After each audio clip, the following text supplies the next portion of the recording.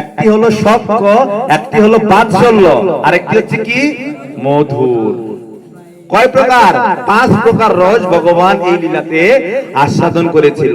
তো শান্ত রসে কারা কারা সাহায্য করেছিল ভগবানকে, কে বলতে পারবেন? ঠান্ডা এই রসে ভগবানকে সাহায্য করেছিল দড়ি, দড়ি। তারপরে কি উদুকো, আর তারপরে হচ্ছে দুধ, আর হচ্ছে গহনা, ভগবানের যে গহনা ভগবানকে শান্ত রসে সহায়তা করেছিল। তারপরে বলা হচ্ছে দাস্য রূপে কি লীলা হয়েছিল না, নলকূপ আর মণিগ্রীবের উদ্ধার এই লীলাতে হয়েছিল। নলকূপ আর মণিগ্রীব। সখ্য রসে কে ছিল ভগবানের সখা হিসাবে? কারা কারা ছিল? এরই হচ্ছে বাদর, দাম, সুদাম, বসুদাম, এরা ছিল। এবং বাৎসল্য প্রেমে কে ছিল? মা যশোদা। আর মধুর প্রেমে কে ছিল? রাধা রানী।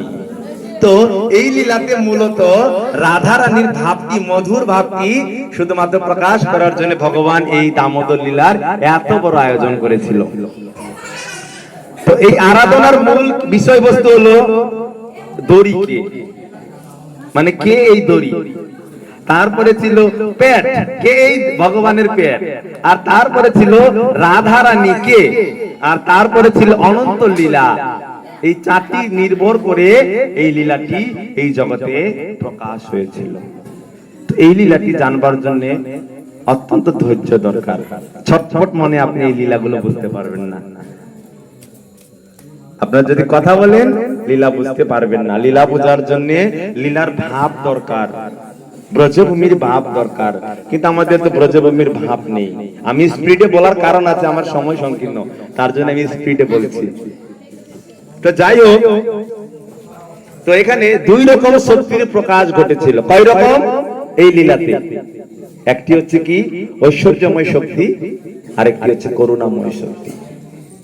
তো এই লীলাতে ভগবান ঐশ্বর্যময় শক্তি এবং করুণাময় শক্তি 2 জন খুব যুদ্ধ করছিল। আর ভগবান দেখছিল যে তোমরা আমার শক্তি কেন তোমরা যুদ্ধ করছো। তো করুণা শক্তি বলছে না না, আপনি দড়িকে বেঁধে নেন, আপনার নিজের কোমরকে বেঁধে নেন। যশোদা মা কত কান্না করছে।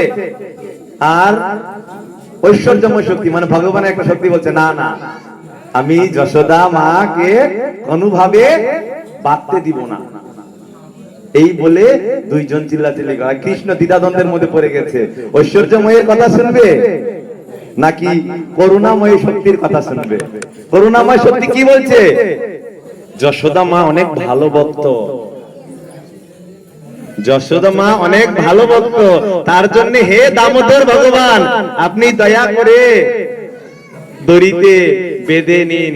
দামোদর আপনি ভগবান, আপনি সবকিছুর মালিক, কেন যশোদা মাকে কষ্ট দিচ্ছেন? মানে এটা কি করুণা শক্তি বলছে ভগবানকে, করুণা করছে ভগবানকে।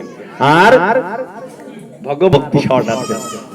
যশোদা মা মা হতে পারে, কিন্তু যশোদা মা কৃষ্ণের সাথে অনেক অন্যায় করেছে। কৃষ্ণকে রেখে দুধ আনতে গেছে, আর কৃষ্ণ সেটা মাইন্ড করেছে। তার জন্যই যশোদা মাকে শাস্তি দেওয়া দরকার। কিন্তু করুণা শক্তি বলছে না না, যশোদা মা খুব ভালো।